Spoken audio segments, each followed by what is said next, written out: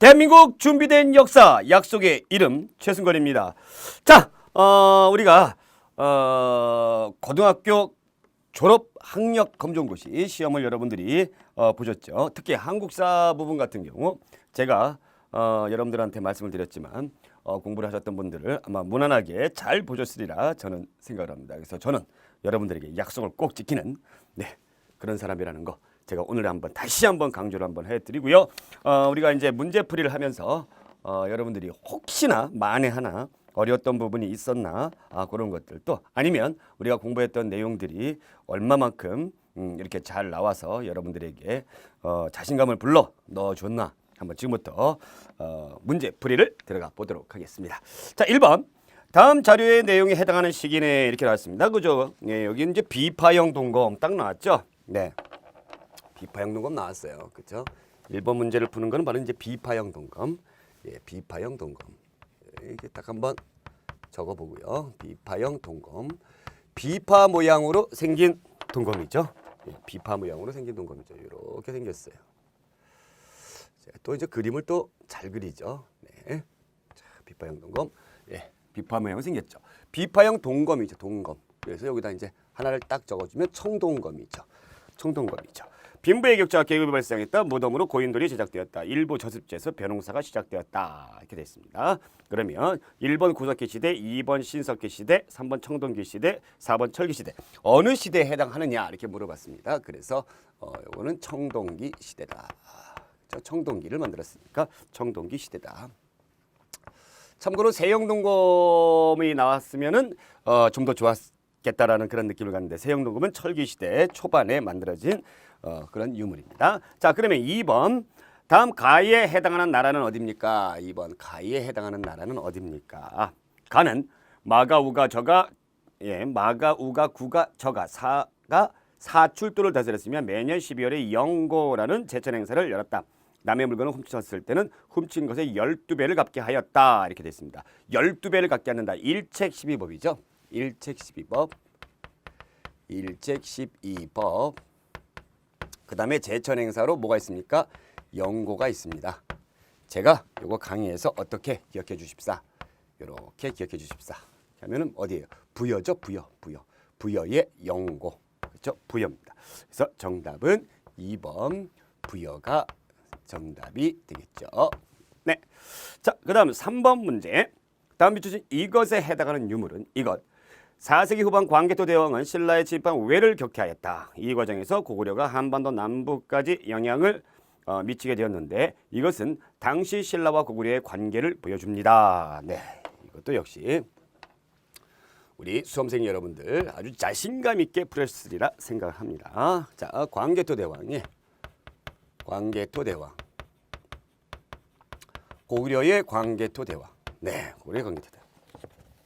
고구려 광개토 대왕이 주로 이제 북쪽으로 뭐 만주라든가 또 중국 지역이라든가 이쪽으로 영토를 많이 넓혔죠. 그러면서 제가 뭐라고 말씀드렸냐면은 광개토 대왕이 그쪽으로만 넓힌 것이 아니라 남쪽으로도 영토를 많이 넓혔다. 남쪽으로도 이제 영토를 많이 넓혔다. 그래서 한강 이북 지역까지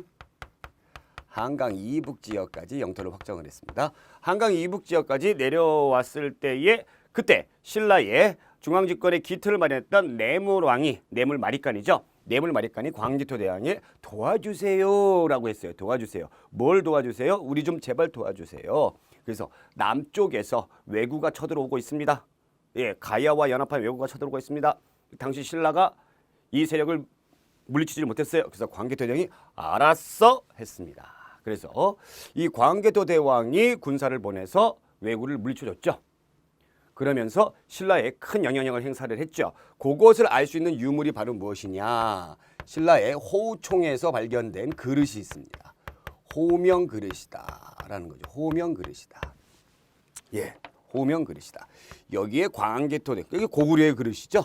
예, 고구려의 그릇이 신라의 지역에서 발견이 되었다. 그래서 빗살무늬 도기는 신석기 시대 때 유물이고요. 자, 여기에 나와 있는 칠지도는 바로 근초고왕, 백제의 근초고왕이 일본 외에 큰 영향력을 행사를 했다라는 것을 말해주는 유물이죠. 그 다음에 청자, 상감, 운항문, 매병 이거는 고려시대 때의 유물이고요. 그래서 정답은 호명그릇 몇 번? 4번이 정답이 되겠습니다. 4번. 자, 그 다음에 4번 문제. 가에 해당하는 사건은 무엇입니까? 4번 문제. 가에 해당하는 사건은 무엇입니까? 자, 4번. 가. 고구려의 대외항쟁 이렇게 나와 있습니다. 예, 고구려의 대외항쟁. 수의 침입. 수나라가 이제 쳐들어왔죠? 수나라가 쳐들어왔어요. 그 다음에 당나라가 쳐들어왔어요. 그 다음에 고구려를 당나라가 쳐들어왔어요. 자, 수의 침입을 물리쳤던 것은 이제 우리가 살수대첩이었어요. 을지문덕 장군의 살수대첩이었어요. 그러면 여기에서 문제에서 당나라를 물리쳤던 대표적인 싸움은 바로 무엇입니까? 바로 양만춘과 관련된 안시성 싸움이었다. 안시성 싸움이었다라는 거죠. 그렇죠? 그래서 귀주 대첩은 고려 시대 때의 강감찬이 거란족을 물리친 그 싸움이고요. 명랑 대첩은 여러분들 너무나 잘 알죠. 이순신이 일본을 물리쳤던 그런 싸움이고 관선성 싸움은 바로 배신한 신라를 응징하기 위해서 백제의 성왕이 신라를 쳐들어가다가 옥천 부근이죠. 오늘날의 옥천 부근 관산성에서 여기에서 매복해 있는 신라 군사들에게 죽음을 당했던 비운의 성왕과 관련된 싸움이고 그래서 안시성 싸움 바로 4번이 정답이 되겠습니다. 자, 5번 문제. 다음 정치기구들의 공통된 역할은 신라 사정부, 고려 어사대, 조선 사헌부, 신라의 5번 문제. 신라에 뭐가 나와 있습니까? 사정부. 무엇을 자꾸 사정합니다. 사정부. 조사를 한다는 얘기죠. 조사를 한다는 얘기예요. 어사대, 암행어사 출도요. 그러니까 이런 어사들이 일반 백성들을 조사하고 그러진 않죠. 네. 우리가 그다음에 사헌부, 헌자, 헌 높습니다. 여기서 일하는 사람들이 높아요. 높아요. 헌. 자, 그러면 사정부, 어사대, 사헌부 이것을 바로 뭘 하는 기구입니까? 관리를 감찰하는 기구다. 국왕이 임명한 관리들이 일을 제대로 하는지 아니면 부정부패 이런 것들을 저지르는지 딴짓거리 하는지 이런 것을 감찰하는 조사하는 그런 무시무시한 기구다. 그래서 정답은 몇 번? 1번이 정답이 되겠죠. 자, 그 다음에 6번. 다음 밀주신 신분계층에 해당하는 것은 조선시대의 이 신분계층은 관청의 서리, 향리 등의 하급관리와 역관, 의관 등에 해당하였다. 전문기술이나 행정실무를 담당하였고 대체로 직역이 세습되었다. 이렇게 되어 있습니다. 자, 6번 문제. 조선시대의 이 신분이에요. 이 신분. 관청의 서리. 그러니까 서리. 그러니까 낮은 행정 관료를 얘기하는 거죠. 그 다음에 지방에 있는 육방에 소속된 향리. 그 다음에 하급관리, 역관이 뭐예요? 통역관이죠. 그 다음에 이제 의관, 의사들. 자, 의관. 자, 요런 사람들은 주로 직역이 세습된다. 즉, 내가 서리거나 향리거나 역관이나 의관이면 내 아들도 똑같은 직업을 거의 하더라라는 얘기죠. 그래서 조선시대의 신분은 크게 양반, 중인, 그 다음에 여기 나와 있는 상민, 일반 백성, 그 다음에 천민 이렇게 있습니다. 이 중에서 여기에 해당하는 사람들은 뭘까요? 바로 중인입니다. 중간계층인 중인. 그래서 정답은 몇 번? 2번이 정답이 되겠죠. 자, 7번. 가에 들어갈 정책으로 옳은 것은 고려 태조는 고구려의 수도였던 평양을 재건하여 서경이라 부르고 가에 그 기지로 삼았다. 그 결과 태조 말에는 청천강에서 영흥에 이르는 지역까지 영토를 확장할 수 있었다. 이렇게 되어 있습니다. 자, 7번 이렇게 보겠습니다. 태조의 4대 정책 가운데서 하나입니다. 고구려의 수도였던 평양을 재건하여 뭐라고 불렀습니까? 서울 경자를 썼어요. 서울 경자를 써가지고 서경. 수도는 뭐였어요? 개경이었죠. 서경이라고 했습니다. 고구려의 수도였던 그 결과 태조 말에는 청천강에서 영흥에 이르는 지역까지 영토를 확장했다. 자, 뭐의 일환으로 여러분들? 바로 고구려의 영토를 다시 수복하고자 하는 태조의 진취적인 어떤 그런 마인드를 볼 수가 있는 것이죠. 자, 뭡니까? 북진 정책이죠. 북진 정책. 그죠? 북진 정책. 자, 그러면 여기에서 이제 북진 정책. 1번 북진 정책, 2번 3인 정책, 3번 민생안 정책, 4번 호적 통합 정책. 정답은 몇 번? 1번 북진 정책이 되겠죠. 자, 그다음 8번. 다음에서 설명하는 유물은 무엇입니까? 국보 제32호로 해인사에 보관 중이며 고려 고종 때 부처의 힘으로 몽골을 물리쳐내는 염원에서 만들어졌다. 2007년에 유네스코 세계기록유산으로 등재되었다. 아주 너무너무 잘하는 거죠. 이건 뭡니까? 팔만대장경이죠. 예, 팔만대장경이죠. 삼국사기. 삼국사기는 김부식이 만든 현존하는 우리나라의 가장 오래된 역사책이고요. 왕호 천축국처는 해초가 천축국, 즉 인도를 갔다 왔던 그런 기행문이죠. 그 다음에 조선왕조실록은 여러분들 조선 왕들의 그런 일기. 그 다음에 4번의 팔만대장경판. 그래서 정답은 4번 팔만대장경. 팔만대장경이 되겠습니다. 팔만대장경. 팔만대장경. 경판이에요. 네. 자, 그 다음 9번. 가의에 들어갈 내용으로 가장 적절한 것은 수행평가 계획서 이렇게 되어 있습니다. 1모듬 역분전을 지급했다. 2모듬 전식과 제도의 변천이다. 이렇게 되어 있습니다. 9번 역분전. 우리가 여러분들이 그 역분전이라는 거를 제가 강의에서 설명을 해드렸어요. 역분전, 고려시대 때 나왔던 거. 역분전, 역할에 따라 나누어가지고, 나눌 분자죠. 토지를 지급하는 거죠. 무엇의 역할에 따라 저 사람이 어떤 공을 세웠느냐, 또 그 다음에 그러니까 큰 공을 세웠느냐 아니면 작은 공을 세웠느냐, 그 역할을 나눠주는 거죠. 예, 나눠줍니다. 그래서 일종의 요것은 공신전의 성격이라고 제가 말씀드렸어요. 그래서 역분전을 지급했어요. 태조 왕건이 나라 세웠으니까 자기를 도와줬던 그런 신하들에게 보상을 해줘야 되겠죠. 그래서 역분전을 지급했어요. 그리고 나서 이제 관리들에게 토지를 줍니다. 관리들에게, 일하는 관리들에게. 그래서 고려시대의 토지제도는 전식과예요. 전식과. 이게 이제 토지전자죠. 그래서 땅하고 그 다음에 전지와 뭘 주는 거예요? 시지를 주는 거예요. 그러니까 시는 뭐예요? 산이에요. 산. 산을 왜 줍니까? 우리가 쉽게 말하면 산을 왜 줘요? 요 시지라는 개념이 바로 뭐예요? 땔감이에요. 땔감. 연료죠. 연료. 예, 이것을 주는 겁니다. 어떻게 나눠서? 관리의 등급을 18등급으로 나누어서 전지와 시지를 주는 토지제도. 그래서 나중에 가면은 고려 말에 이성계가 이 전식과 제도를 개혁을 합니다. 개혁을 하면서 시지는 주지 않아요. 시지를 쏙 빼버리니까 이제 뭐가 되는, 거꾸로 과전법이 되는 거죠. 과전법이 되는 거죠. 자, 그러면 요것은 바로 삼국의 조세제도, 발해의 행정제도, 고려의 토지제도, 조선의 군사제도. 뭘까요? 조선의 토지제도입니다. 토지제도. 정답 3번. 어렵지 않죠? 네. 10번. 두 사람의 대화 내용에 해당하는 제도는 이제 군포를 1년에 한 필만 내면 된다는 말 들었냐? 이렇게 돼 있어요. 야, 이제 군포를 1년에 한 필만 낸다는 말 들었냐? 이렇게 돼 있습니다. 들었냐? 군포를 원래는 어떻게 했어요? 군포를 원래는 2필 냈어요. 몇 년에? 1년에 2필 냈습니다. 야, 군포를 원래는 이 군포 내는 제도가 없었죠. 예, 원래 이제 군대 갑니다. 16세에서 60세까지 남자들이 이제 조선시대 때 군대를 가요. 그러다가 방군 수포제, 군대 안 가는 대신 이 군포라는 천을 옷감이죠. 이것을 내게 했습니다. 그것이 그냥 처음에는 불법이었다가 나중에 거의 합법화가 돼버리죠.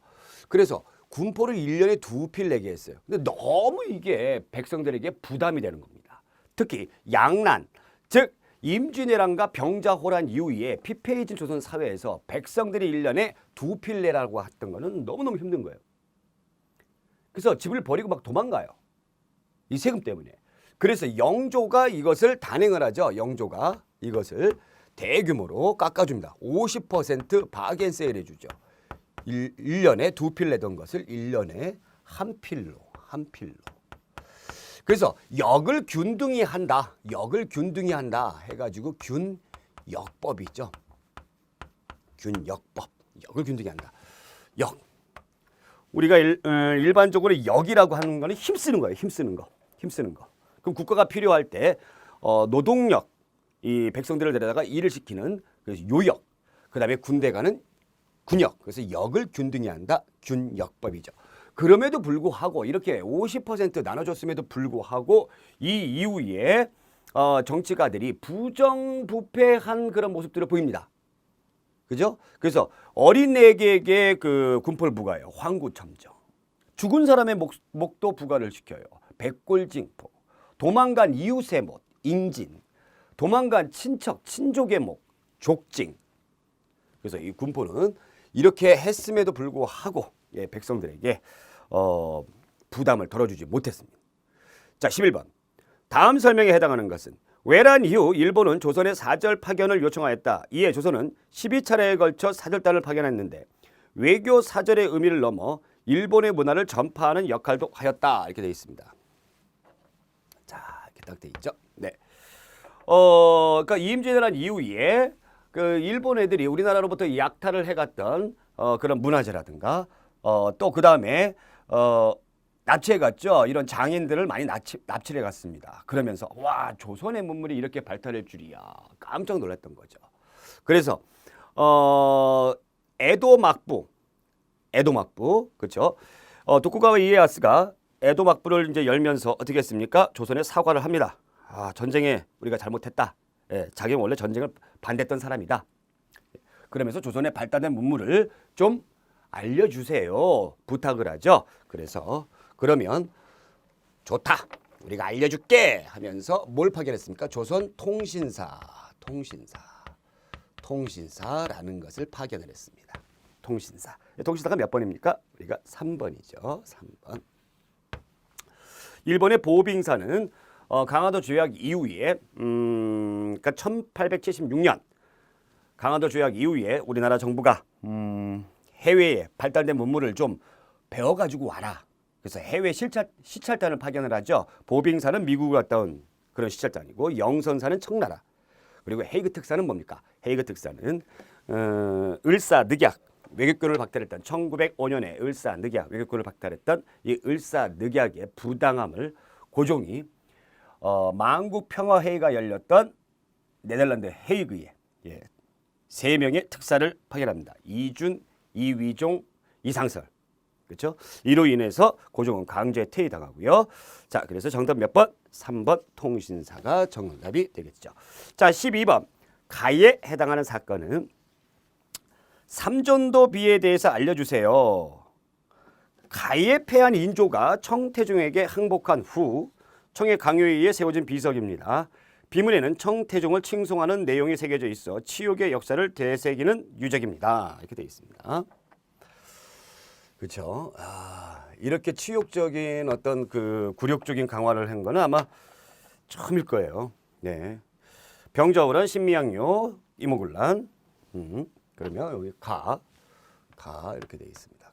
가는 뭘까요? 이렇게 되어 있습니다. 여기에서 인조가 나와요. 인조의 굴욕적인 강화. 요 사건은요. 광해군이 그 후금과 여진족이 세운 후금과 명나라 사이에 그 신리를 추구하는 중립적인 외교를 하죠.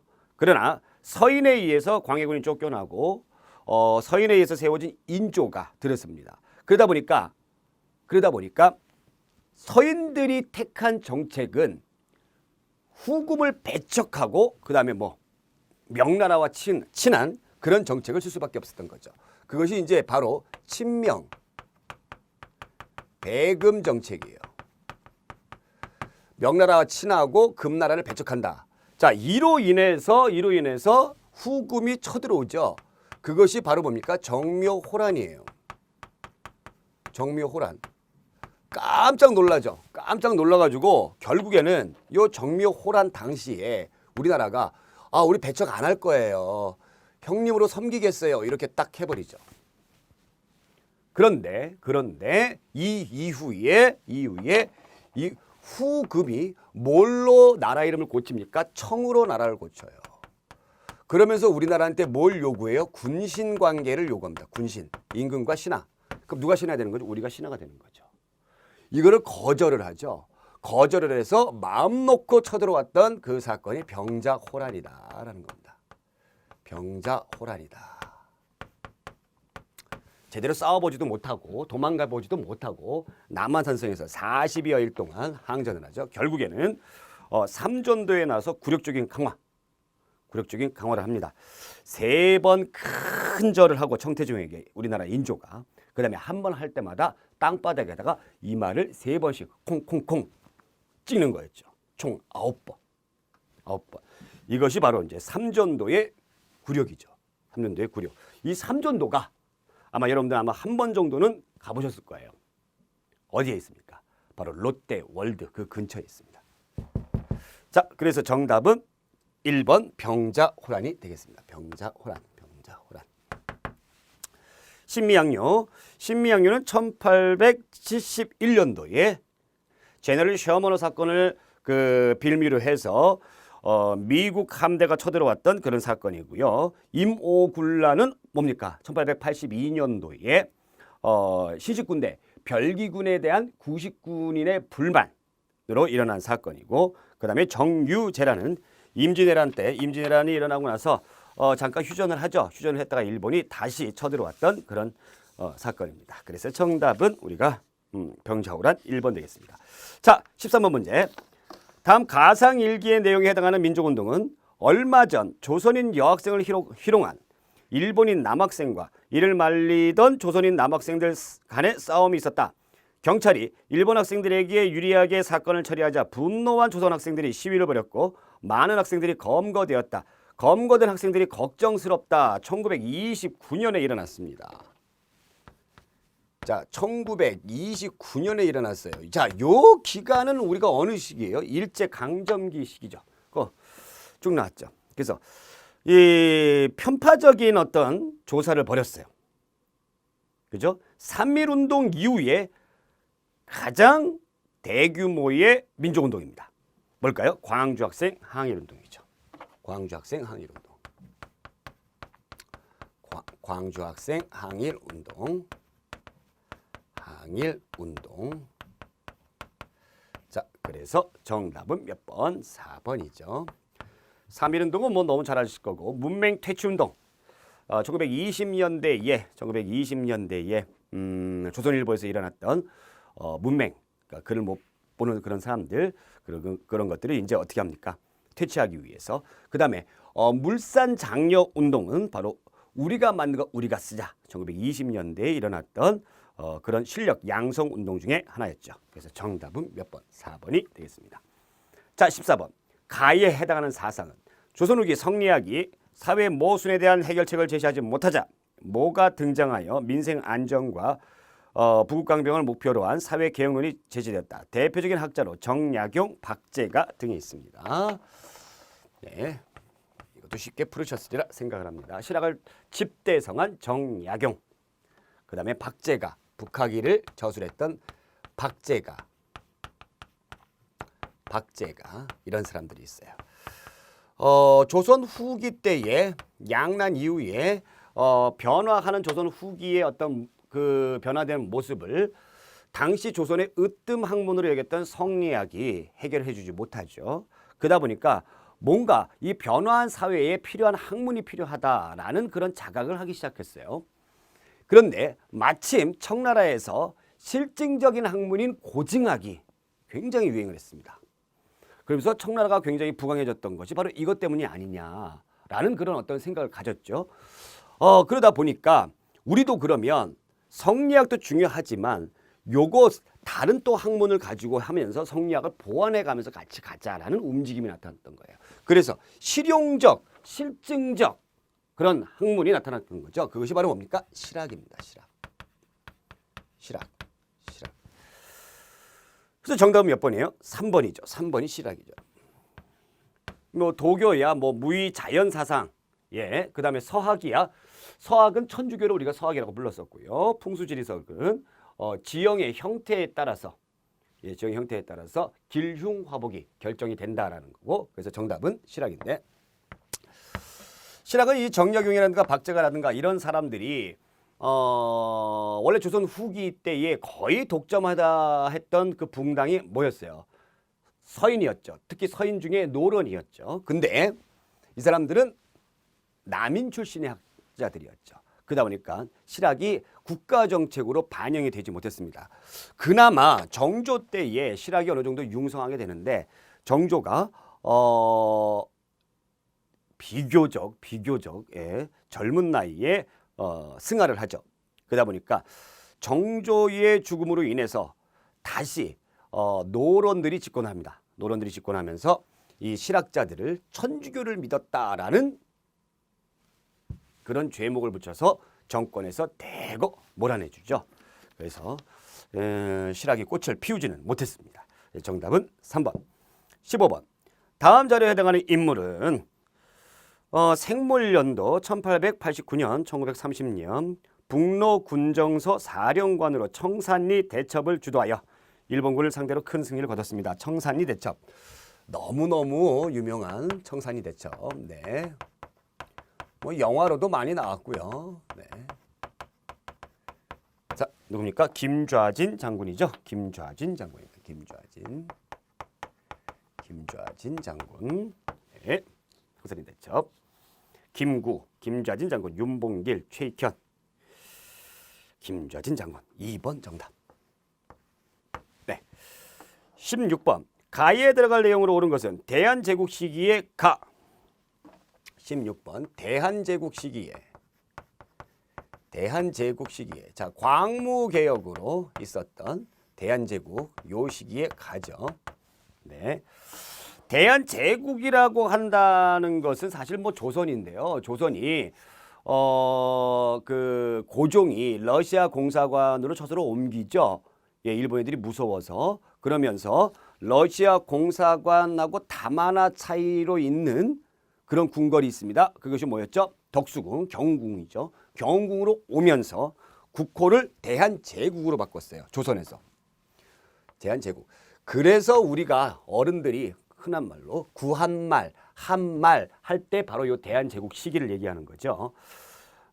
그러면 구본신참을 바탕으로 구본신참.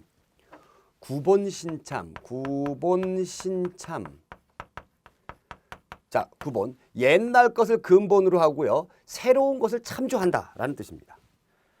개혁력으로는 원수부를 설치하고 양전 사업 실시하고 지계를 발급한다. 이렇게 양전, 토지 측량이죠. 그 다음에 지계, 토지의 소유권을 누가 가지고 있느냐 이런 것들을 그러니까 쉽게 말하면 토지 문서라고 보시면 되죠. 이런 것을 발급을 했다. 자, 그래서 대한제국 시기에 했던 개혁이 바로 뭐죠? 광무개혁입니다. 자, 광무개혁이에요. 광무개혁. 우리가 갑신정변은 1884년도에 급진개화파들이 일으켰던 그런 사건이고요. 자, 을미개혁은 1885년도에 명성황후를 시해하고, 그죠? 일본 애들이 명성황후를 시해하고 중단된 갑오개혁을 다시 했습니다. 그래서 을미개혁 제가 여러분들에게 말씀을 드렸을 때 단테우쫑 이렇게 일본 애들이 했던 개혁을 쫑 냈어요. 단테우로 쫑을 냈어요. 이게 뭐죠? 단발령, 태양령, 우편제도, 종두법. 기억나시죠? 아관파처는 제가 조금 전에 설명을 해드렸고, 그래서 광무개혁 2번이 정답. 자, 그 다음에 17번. 고려시대 가족제도에 대한 설명으로 옳지 않은 것은 여성도 호주가 될 수 있었다. 제가 이 고려시대만큼 여자들의 지위가 높았던 시기가 없었다라고 제가 말씀드렸죠. 네, 거의 평등했습니다. 남자하고 거의 평등했어요. 여성도 호주가 될 수 있었습니다.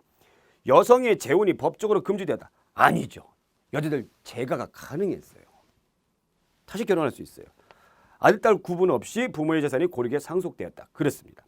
아들딸 구분 없이 태어난 순서대로 호적에 기재됐다. 그렇습니다. 그래서 정답은 2번. 재가가 가능했다라는 거죠.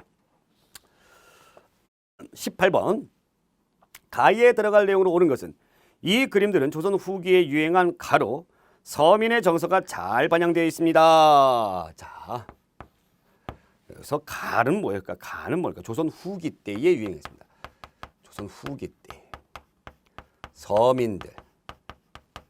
자, 서민들의 정서가 잘 반영돼 있어요. 그래서 작자가 미상인 경우들이 상당히 많이 있죠. 그래서 우리나라 사람들이 길조로 여기는, 그러니까 좋은 어떤 느낌을 주는 그런 동물들 그림이 많죠. 뭐 호랑이라든가 까치라든가 이런 그림들이 많아요. 자, 그래서 요것을 바로 뭐라고 부릅니까? 서민들 민화이죠. 민화. 정답 1번. 불화는 뭐 불교 관련된 그림이죠. 그리고 문인화, 그다음에 서양화에서 정답은 1번 민화. 자, 19번. 미추친 운동에 해당하는 것은 일본이 차관을 강요하여 재정 간섭을 강화하자 1907년 국민의 성금으로 빚을 갚고 국권을 지키자는 이 운동이 전개되었다. 이렇게 되어 있습니다. 전개되었다. 19번. 일본의 진 빚을 갚자. 우리가 일본 애들이 억지로 빚을 꿔줬어요. 그러다 보니까 우리가 경제적으로 자유롭지 못하죠. 그래서 이 빚을 갚자. 국가가 진 빚을 우리가 국채라고 그러죠. 국채.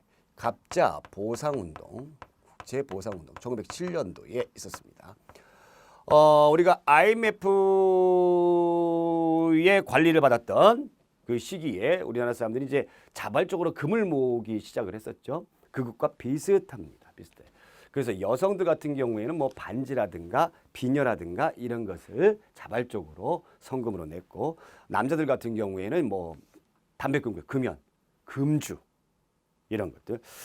근데 일본 애들이 결국에 국제보상운동을 끝까지 전개하지 못하게 했죠. 그래서 갖은 유언비어, 특히 이 돈을 국제보상기성회가 횡령을 하고 있다라는 유언비어를 퍼뜨리면서 국제보상운동은 흐지부지 끝나게 됩니다. 자, 정답은 2번. 자, 분하로드 운동은 뭐였어요? 일본의 분하로드, 동아일보에서 전개했던 운동이었죠. 예, 민중 속으로. 그래서 문자를 보급했던 그런 운동이었고요. 자, 그다음에 밀립대학 설립운동은 일제 강점기 때에 일본 애들이 우리나라 사람들을 고등교육을 안 시켜줬어요. 그래서 우리의 인재를 우리 스스로가 대학을 세워서 가르쳐보자 했던 것이 밀립대학 설립운동이었습니다. 정답은 그래서 국제보상운동 몇 번입니까? 2번이 정답이 되겠습니다. 자, 그 다음에 20번. 다음 설명에 해당하는 일제 식민정책은 1920년대 일제는 부족한 쌀을 한국에서 확보하기 위한 정책을 추진하였다. 그 결과 쌀 생산량은 늘었지만 증산량보다 많은 쌀이 일본으로 유출되어 우리 농민의 처지는 더욱 악화되었다. 일제 강점기 시대 1920년.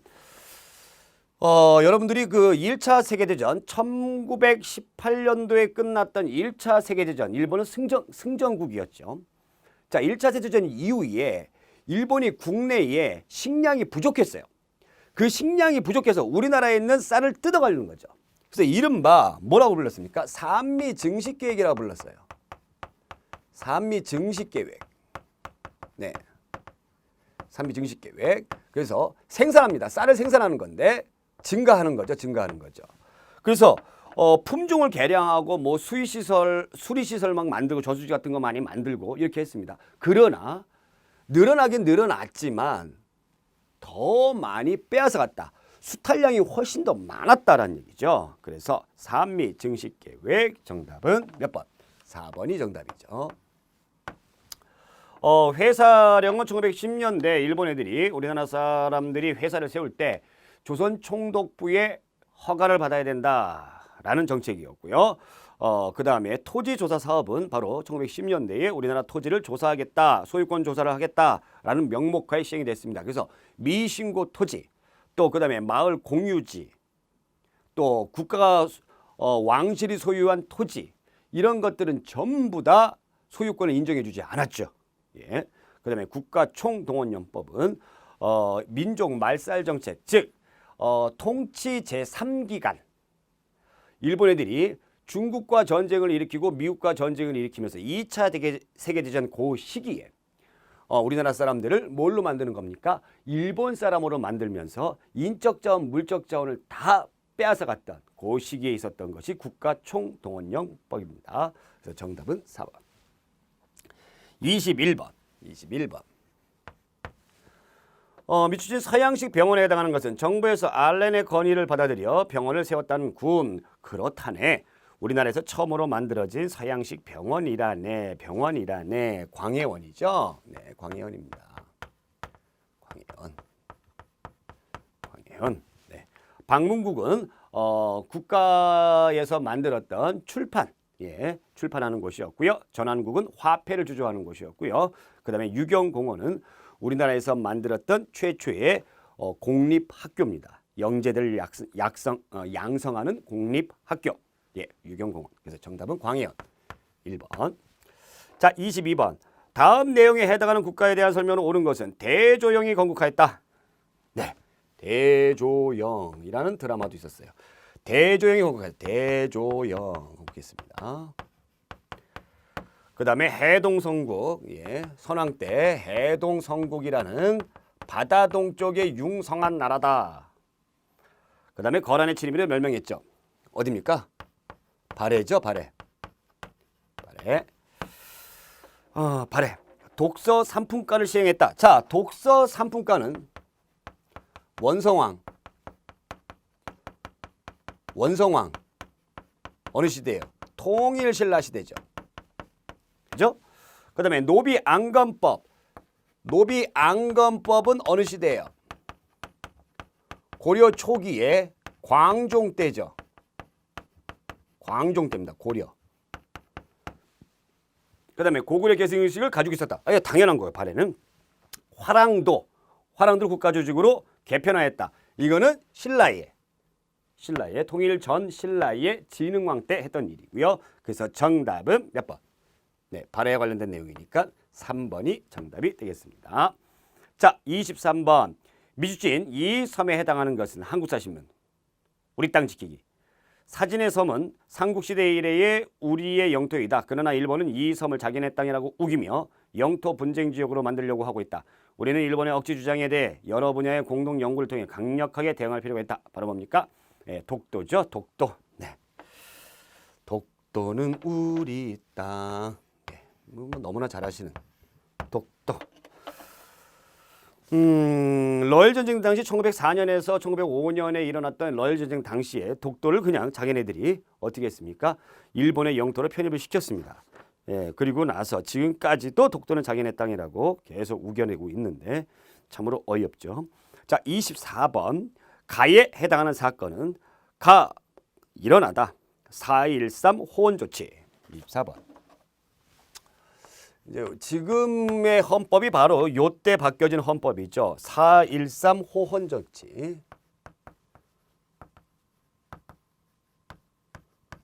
헌법을 수호한다라는 겁니다.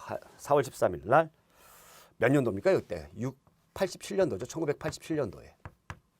사실상 이제 누가 한 거예요? 당시 대통령이었던 전두환이 했던 거죠. 국민들이 뭐를 했습니까? 대통령 직선제를 요구를 했어요. 직선제를 요구했어요. 처음에 들어준다고 했다가 4월 13일 날 당시에 전두환이 본인은 대통령 직선제를 할지 못해 딱 해버린 거죠. 그래서 난리가 났던 겁니다. 난리가 났어요. 그래서 호언철폐, 그 다음에 독재 타도, 결국에는 6월에 엄청나게 시민들이 들고 일어났죠. 그래서 87년 6월 29일 날 당시 여당 대표였던 노태우가 대통령 직선제를 실시하겠다라고 했던 6.29 선언입니다. 이 우리나라 국민들에게 항복을 한 거죠. 당시 정부가 6.29 선언. 바로 6월 민주항쟁. 6월 민주항쟁. 몇 번입니까? 3번이고요. 4.19 혁명은 여러분들 1960년도에 일어났던 이승만과 자유당 정권의 붕괴를 만들었던 그런 사건이고요. 새마을운동은 1970년대 농촌의 근대화 운동이고 60만세 운동은 1926년도에 학생들이 주도를 해서 순종 장례일에 맞춰서 일어났던 그런 운동이었죠. 25번. 가에 들어갈 내용으로 옳은 것은 마지막 문제군요. 벌써. 네, 마지막 문제입니다. 가에 들어갈 내용. 6.25 전쟁 과정이네요. 북한의 남침, 인천 상륙작전, 서울 수복, 가, 일사후퇴, 서울 재수복, 정전 협정 체결. 일사후퇴 때 비난 내려와. 이런 노래도 있어요. 일사후퇴. 왜 후퇴를 했을까요? 쭉 서울을 수복하고 쭉 올라가서 정말 통일이 되는 줄 알았는데 바로 중국군이 개입을 했습니다. 중국군의 개입입니다. 그죠? 중국군의 개입이죠. 그러면서 유엔군과 우리 국군들이 후퇴를 할 수밖에 없었다. 정답은 3번 되겠습니다. 카이로 회담은 2차 세계대전 당시에 우리나라의 독립을 연합국 순회들이 최초로 약속을 했던 그런 회담이고요. 모스크바 3국 외상회의는 우리나라 광복 직후에 한국의 문제를 어떻게 할 것이냐 해가지고 미국, 영국, 그 다음에 당시 소련 외상, 외무부 장관들이죠. 이 사람들이 모스크바에 모여서 회의를 했습니다. 그러면서 두 가지를 결정을 했어요. 뭐를 결정했습니까? 한국을 4개 국가가 통치한 신탁 통치하는 5년간 신탁 통치를 한다라는 거였고요. 그 다음에 가장 한국과 직접적 관련이 있는 미국과 소련이 미소 공동위원회를 만들어서 한국의 정부 수립 문제를 의논할 것을 여기서 결정을 했던 것이죠. 그래서 정답은 3번입니다. 자, 이렇게 해서 2017년도 제1회 고등학교 졸업 학력고사 검정고시 한국사 문제 문제풀이를 제가 해드렸습니다. 여러분들 아마 시험 잘 보셨으리라 저는 생각을 하고요. 이제 합격의 그 영광에 일단 축하드리고 너무 거기에 취해 있지 마시고 보다 더 나은 목표를 세우셔서 또 쭉쭉 여러분들의 이상과 꿈을 펼쳐 가시기 바랍니다. 지금까지 시대 에듀 한국사 최승관이었습니다. 고맙습니다.